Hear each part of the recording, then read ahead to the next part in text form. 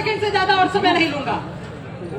बिहार सरकार ने कहा कि बिहार में भूमिहीनों की संख्या बहुत ज्यादा हो गई है, हम जातिगत सर्वे कराएंगे और जिन जिन लोगों के पास भूमि नहीं होगी उन लोगों को भूमि दान कर देंगे।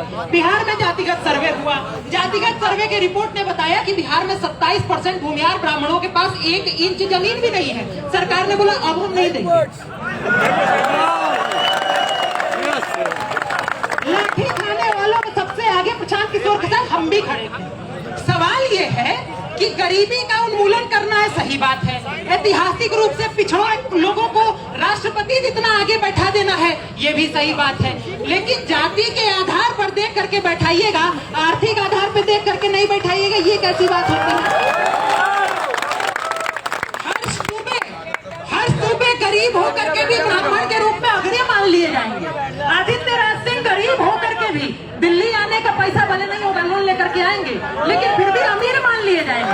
ऑटो में बैठ के आएंगे, संपन्न सवर्ण मान लिए जाएंगे, लेकिन राष्ट्रपति द्रौपदी मुर्मू के बच्चों को IAS के एग्जाम में आरक्षण दे दिया जाएगा।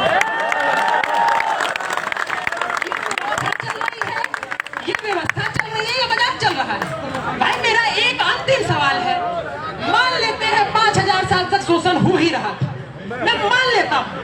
आपने कहा आदित्य राज सिंह के परिवार के लोग मेरा शोषण कर रहे थे। आदित्य राज सिंह हाथ जोड़ के समाज के बीच में खड़े हैं। आप बताइए मेरे पूर्वज का नाम क्या था जो शोषण कर रहे थे? हम माफी मांगेंगे।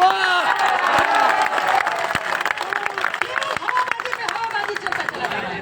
वो प्रधानमंत्री मोदी जो सामान्य वर्ग में जन्म लेते हैं, 1992 में जिसकी जाति को OBC में डाल दिया जाता है, संसद में खड़े होकर के कहते हैं मैं तो अति पिछड़े समाज से के बाद भी अति पिछड़े समाज से आते हैं। और ऑस्ट्रेलिया का प्रधानमंत्री खड़े होकर के कह देता है prime minister is the boss. उसके बाद भी हम सम्मान के साथ पूछना चाहते हैं, इतना सम्मानित होने के बाद आपको अति पिछड़ा खुद को बोलने का अधिकार दे कौन रहा है? आप एक व्यक्ति नहीं थे, आप हमारे प्रधानमंत्री थे। जब हमने आपको पिछड़ा नहीं माना तो आपने अपने आप को पिछड़ा कैसे मान लिया? इन सवालों पे कोई बात ही नहीं कर रहा है। इन सवालों पे कोई बात ही नहीं कर रहा। हर दुबे ने कह दिया, आदित्य राज सिंह ने कह दिया कि भाई आर्थिक आधार पे आरक्षण दे दीजिए, कह रहे हमारा हक छीनना चाह रहे हो। मेरे भाई तुम 90% हो इस देश में, तो तुम ही दावा करते हो। तो अगर आदित्य राज सिंह और हर दुबे कह रहे हैं कि 50% आरक्षण तुम आर्थिक आधार पे दे ही दो, तो रेशियो के हिसाब से भी 80% तुम्ही को मिलेगा।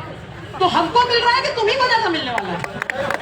अभी तो IAS की डाबी के परिवार वाले पूरा लेके चले जा रहे हो, तुमको सही लगता है? इन सवालों की कोई बात ही नहीं करना चाहता, लेकिन अभी मैं इतना बोल रहा हूँ, इसके बाद कहा जाएगा कि तो जातिवादी शोषक है, UGC का कानून कहता है। इसके ऊपर भी आवाज होनी चाहिए थी, पहुंचनी चाहिए। दिल्ली में बैठे हुए हैं हम लोग, सरकार कहती है किसी ने अपनी माई का दूध नहीं पिया है। ये NDA की सरकार है, आरक्षण कोई हटवा के नहीं देख सकता, आरक्षण पे बात नहीं कर सकता।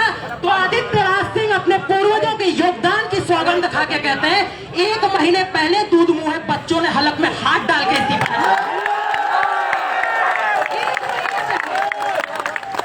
प्रधानमंत्री जी, आप इस देश के सबसे बेहतरीन प्रधानमंत्रियों में से एक हो सकते हैं, इस बात में कोई सवाल नहीं है। लेकिन एक बात ध्यान रखिएगा, शोहरत की बुलंदी भी पल भर का तमाशा है, जिस डाल पे बैठे हो टूट भी सकती है।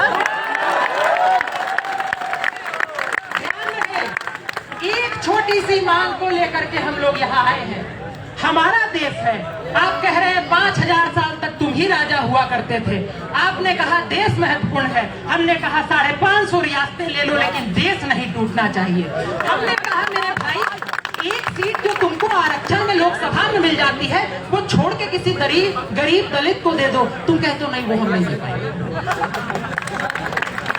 ये कौन सा लोकतंत्र है? ये कौन सा मजाक आप लोगों ने इस देश की व्यवस्था का बना रखा है? ये अधिकार आपको हम भी नहीं दे सकते, क्योंकि हमारे पूर्वज इस देश के शासक हुआ करते थे, हमारे अंदर भी शासकों वाला खून है।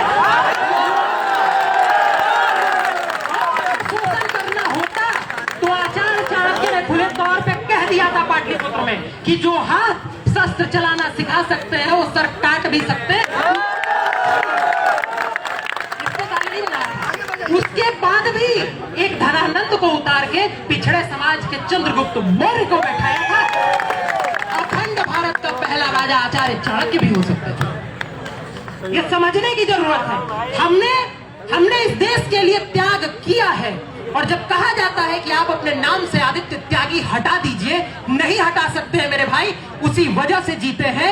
मौलिक कर्तव्य कहता है अपने देश की संस्कृति विरासत पर गर्व करना आपका कर्तव्य।